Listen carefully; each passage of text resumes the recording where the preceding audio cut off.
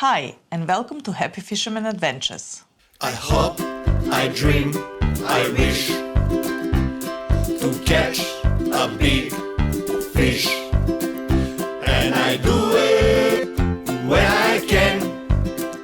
I'm a happy fisherman, and I do it when I can. I'm a happy fisherman.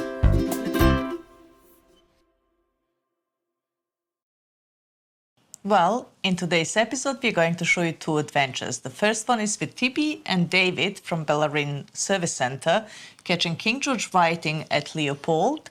And the second one is us catching garfish at St. Leonard's.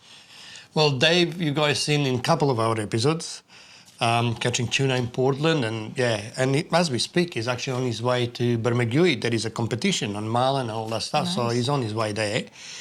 But he's been in industry for a long time. He's been fishing for a long time. He's got a beautiful boat. And this time we went to Leopold. We did change few places, like few spots. I'm talking 20, 30 meters apart. And we got onto a fish, and as you're going to see, we backed out. So I asked him, when was the last time you backed out? And he laughed. He said, never.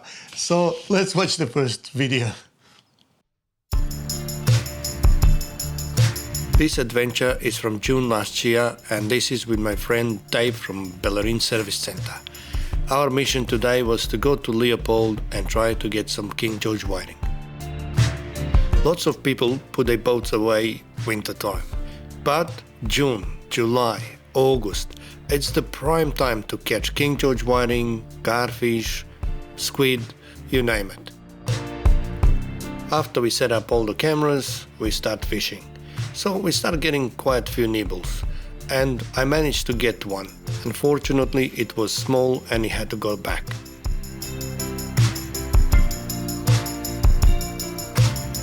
Fair to say, we actually made few moves, but when we moved about 10-15 meters. We didn't move too far. We're basically looking for a honey hole. We would be casting all around the boat just to find that sweet spot, and once we find it, the hell breaks loose. This was our third stop, and this time I was happy. We start getting some decent fish, so it was time to reset the burley, put the camera back in, and start fishing. As I was setting up the underwater camera, Dave started bringing some decent fish from his side. So at this stage, we dropped the camera and we were concentrating on one side. Considering that was the sweet spot, we didn't have much time to lose. So at this stage, teamwork is very important. So Dave would be casting in that spot, I would be reloading the rods. Once he catches the fish, I would take the fish off and he would be grabbing the other rod. That way we would have a bait in that spot at all times. If you give them too much of a break, they're obviously gonna move. As you can see on my bait board, the preferred bait was actually pippies and pilchard cocktail. I love fishing with pilchard, and as you guys seen in previous episodes, and believe me, King George whiting absolutely loves pilchard. I know few people don't like fishing with pilchard because it falls off very easy, but just back it up with something, either pippy or a bit of a squid, and it works 100%. At this stage, every cast we had a fish. There was quite a few small ones that we had to put back, but in between them there was some really nice fish. As far as Dave's concerned, he was smiling like not tomorrow. He was happy, and at one stage he said, well, now I believe you. Yeah, that's what I believe. You're 100% right now.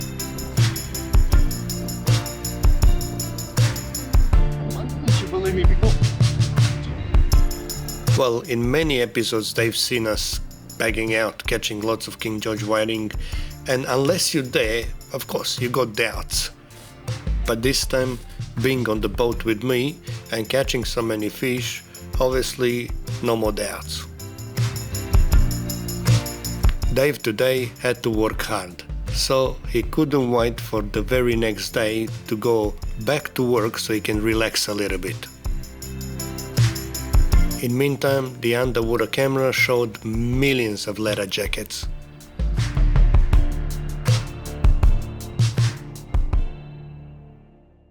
Well, as you saw, they were catching a lots of fish, and David was really happy about it. Why wouldn't you be? There I was know. lots of fish around. We found the spot. It was actually too hard to use two rods. And we backed out. So it is a positive energy. And this is what you guys should be expecting catching now around Leopold. So this time of the year, King George whiting will show up. Actually, we have a video even with the silver whiting at this time of the year, which we're going to show you in next couple episodes. But let's watch the next video.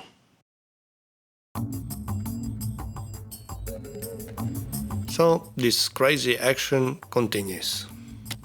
As we mentioned before, once you find that honey hole, just keep casting in the same spot.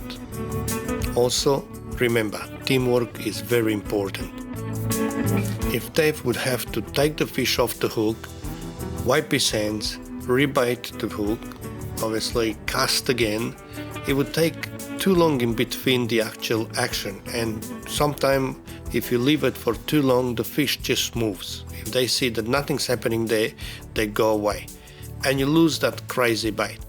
So you need to be fast and keep them busy.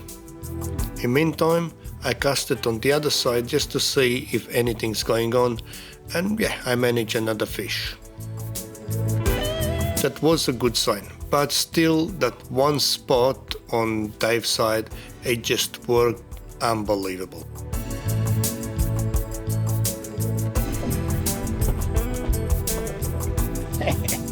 Who's a happy fisherman? As you can see, Dave could not stop smiling. He was over the moon.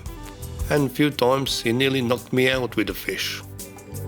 Well, it's not the first time I get slapped with the fish. Mima, Ovi, Cherry, they all done it. Mima actually managed even to smack me right between the eyes with a gaff. So getting hit by a fish, it's not that bad, as long as not gurned. Well, our action slowly moved on the other side, and we were catching again, like not tomorrow. Dave could not believe it. I did ask Dave when was the last time he backed out on King George whiting, and he laughed. He said never. Considering that he catches tuna, that he catches marlin, and all sorts of fish, I was quite positive that he would smash King George whiting left, right and center, but that wasn't the case.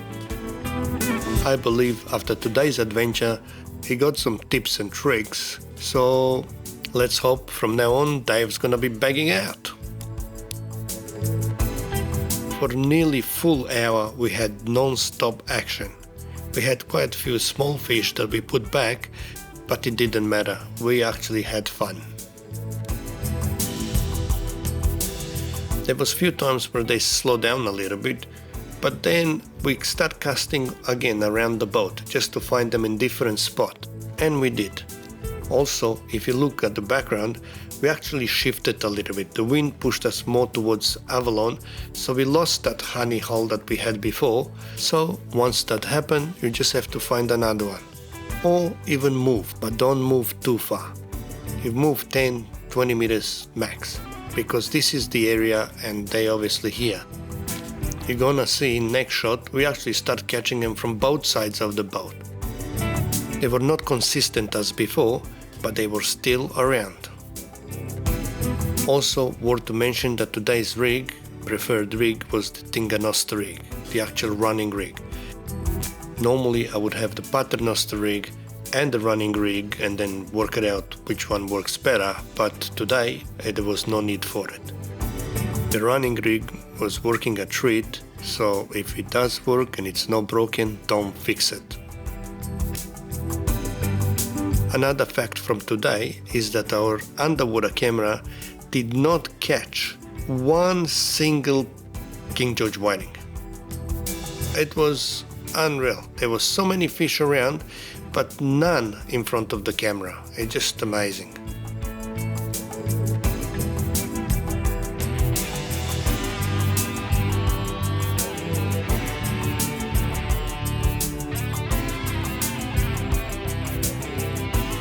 Also, all those leather jackets, they disappeared.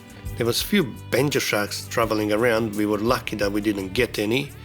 But unfortunately, on the camera, no one King George whiting. Anyway, as we left, Dave was singing the Happy Fisherman song. We put the fish in a skylar bag and it was time to go home. Well, in the next adventure, you're going to see TB and I went to St. Leonard's wanting to catch some King George whiting, but garfish showed up. And once the garfish showed up, we dumped everything and we concentrated on catching garfish as that's our favorite fish to eat. So let's watch the first video. This adventure is from 7th of August 2024 and we are having a beautiful winter day. We left Clifton Springs about 10 o'clock and we were on our way to St. Leonard. Today with me and Mima, little Chiquita. On our way, I was sneezing like crazy, but that was because of canola. August is the time when canola is flowering, and yes, if you have high fever, watch out. Going from Clifton Springs to St. Leonard's, there is few obstacles that you have to watch, like the mussel farm, there is few milkers, shallow water, reef, but we done it many times, so it was easy.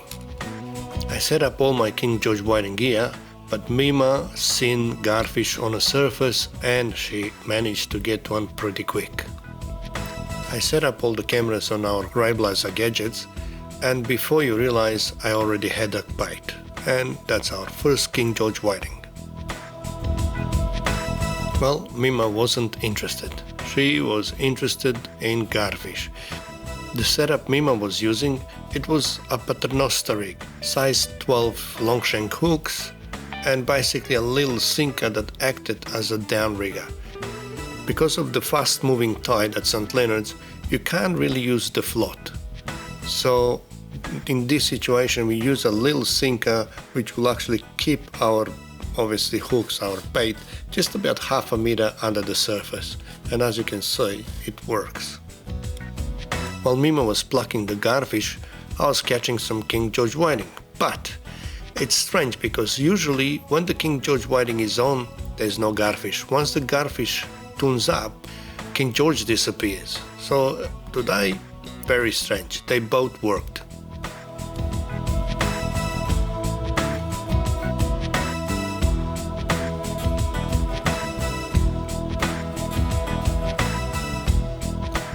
Another fact is that the garfish actually was quite nice size. They were not massive, but they were not small neither.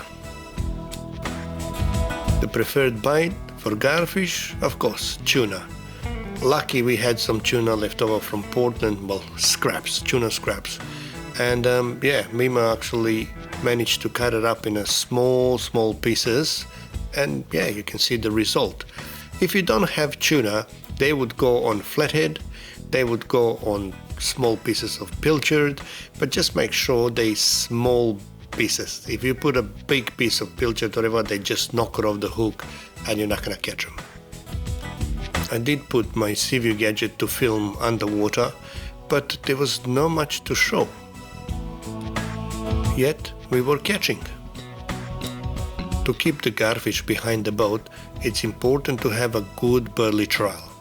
So either some bread or some chicken pellets with a bit of tuna oil and just smash them in the back of the boat and they will sit around. And make sure you don't over burley because that way you're just feeding them. Well, even that the underwater camera didn't show any fish, King George was still around. I have to say, I was quite busy. We did manage few King George whiting, but our preference was garfish. So I did set up another rod for garfish and I tried to catch them as well. After I checked the underwater camera, that was very strange. There was no leather jackets, there was no yakas, no Tommy Ruff, absolutely nothing. Yet we were still catching King George whiting and at the top we were catching garfish.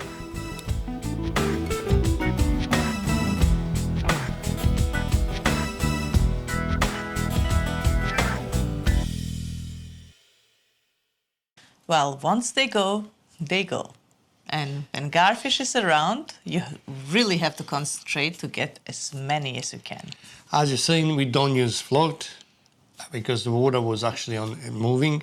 And if you use float when the water's moving, obviously your bait will come up. The float will end up 5-6 meters away, but your bait will just pop up straight on the surface. And they're not on the surface, they about 0.5 meter to 1 meter under the surface. So you have to target that area. So you've seen how we use a little sinker as a just downrigger, and it worked a treat. So let's watch the next video. In the meantime, we had one of the friends coming from Altona across to St. Leonard's, and he stopped by just to see if we are onto the fish. So I told him we got a few King George whiting, but I showed him that there is plenty garfish around. So if he's gonna anchor and obviously wait for King George whiting, to target garfish as well. At this stage, me and Mima shifted all the focus on garfish. So we actually had 2 rods going at all the time, and we managed to catch quite a few, but I have to say they were not hard going. They were finicky, they were touching, they were pinching our bait. Then sometimes we catch them and we drop them. So it wasn't like a hot bite, but we managed few.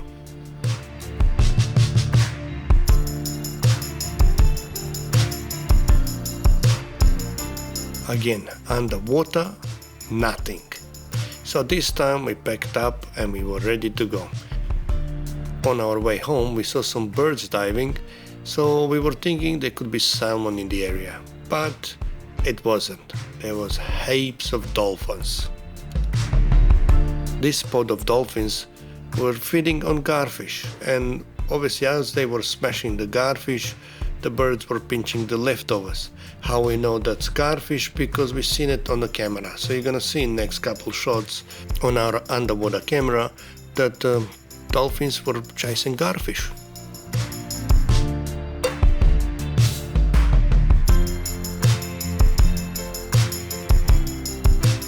And here we go. Here's the garfish.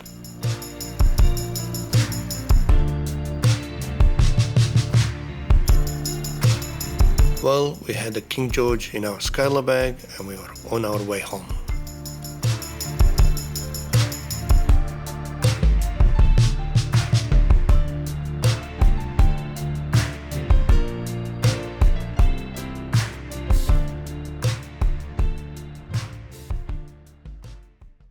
Well, last Sunday it was amazing to see the community getting together.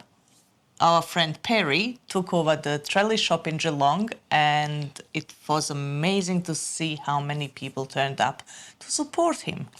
He deserved it. He's actually a fishing enthusiast. He's always been there for the fishing community. He's a very dedicated person. And yeah, it was impressive to see how many people turned up. There was chevapis, there was lamb on the spit, there was pork, you name it, food everywhere.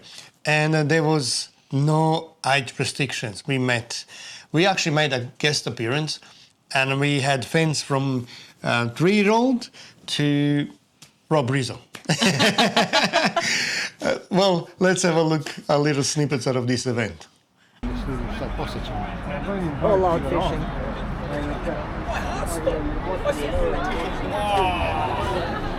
You don't know me. You don't know me, do you? No, you don't. I'm Perry's dad. Really nice to meet you. I see you a lot on TV. Welcome. I'm so glad you come. Yes, absolutely. Hang on, come through.